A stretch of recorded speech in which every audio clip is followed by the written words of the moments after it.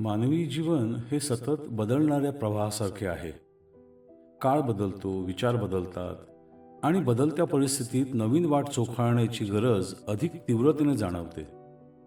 नवीन मार्गाचा शोध घेणे म्हणजे केवळ दिशा बदलणे नव्हे, तर स्वतःच्या क्षमतांवर विश्वास ठेवून संपूर्ण जीवनदृष्टी बदलण्याचे धाडस होय.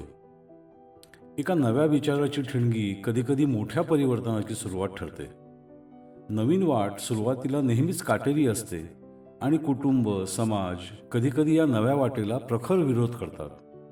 आर्थिक संकट, भावनिक ताण, संसाधनांची कमतरता, टीका, नकार, शंका आणि अपयश यासारख्या अडचणी मार्गात येतात. अपयशाचा धोका मोठा असतो आणि यशाची हमी नसते. तरीही तरीही या अडथळ्यांवर मात करून जी व्यक्ती पुढे चालत राहते तीच खऱ्या अर्थाने सर्व जगाला मार्गदर्शक ठरते. नवीन मार्गावर पहिले पाऊल टाकणे कठीण असले तरी पुढील प्रत्येक पाऊल माणसाला अधिकाधिक मजबूत बनवत जाते. सध्याच्या युगात स्पर्धा, तंत्रज्ञान, वेग आणि संधींची रेलचेल यामुळे व्यक्तींनी आवर्जून नवीन वाट चोखाळण्याची गरज वाढली आहे. अनेक तरुणांच्या वेगळ्या विचारांना समाजात सुरुवातीला विरोध झाला, तरी नंतर तोच मार्ग समाजासाठी आदर्श ठरला आहे. म्हणूनच आजच्या पिढीने ठामपणे न घाबरता नवीन स्वप्नांच्या दिशेने विश्वासाने पावले टाकली पाहिजेत. मला खात्री आहे की अशा नवीन वाट चोखाळणारेच उद्याचे दिशादर्शक आणि समाजाचे खरे मार्गदर्शक ठरतील. आजची माझी कविता याच विषयावर आहे. कवितेचं नाव आहे प्रगतीचा मूलमंत्र.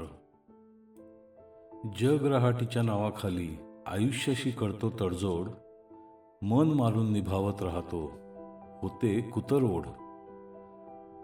नवीन वाट चोखाळण्याची छाती होत नाही, कळपाबाहेर फेकल्या जाण्याची भीतीच जास्त राही.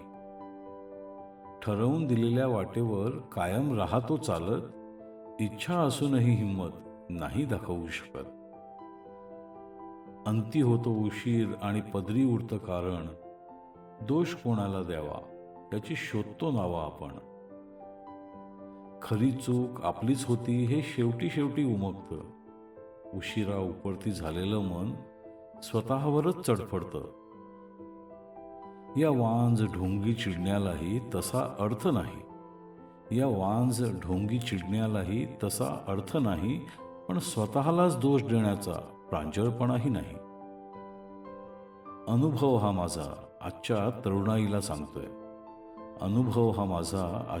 तरुणाईला सांगतोय, नवीन वाटा चोखाळण्याचा